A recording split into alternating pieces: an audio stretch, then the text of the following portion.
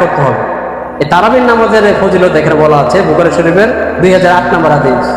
রাসূল সাল্লাল্লাহু আলাইহি সাল্লাম বলেন, এই রমজান মাসে সওয়াবের আশায় ঈমানের সাথে কিয়ামে রমজান আইমিন তারাবির নামাজ যারা পড়বে, রব্বুল আলামিন তাদের অতীতের গুনাহ ক্ষমা করে দিবেন। চিৎকার মেরে বলেন সুবহানাল্লাহ।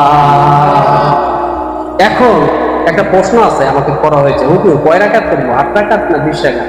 এটা একটা প্রশ্ন আছে না? এই বিষয়টা নিয়ে অনেক আছে, তর্ক বিতর্ক আছে, কিন্তু 8 রাকাতেরও দলিল আছে, 20 রাকাতের দলিল আছে। আলহামদুলিল্লাহ বলেন।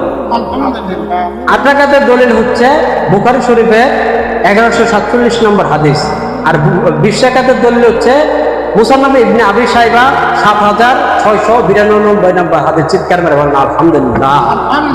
এই জন্য যে 8 রাকাত পড়তেছে পড়ুক, যে 20 রাকাত পড়তেছে পড়ুক, আমরা তাদের পিছে না লাগি। যারা নামাজ পড়ে না তাদের পিছে লাগতে হবে আমাদের, আর যারা নামাজ পড়ে তাদের পিছে লাগার কোনো দরকার না। যারা নামাজ পড়ে না তাদের পিছে লাগেন। একটা লোক বেনামাজি, তাকে নামাজি বানায়। কে 8 রাকাত পড়লো, কে 20 রাকাত পড়লো, কে বুকে বাঁধলো, কে নামের নিচে বাঁধলো, এটা দেখার বিষয় আমাদের না। আমাদের দরকার বেনামাজিকে নামাজি বানানো। চিৎকার মানে ঠিক কিনা?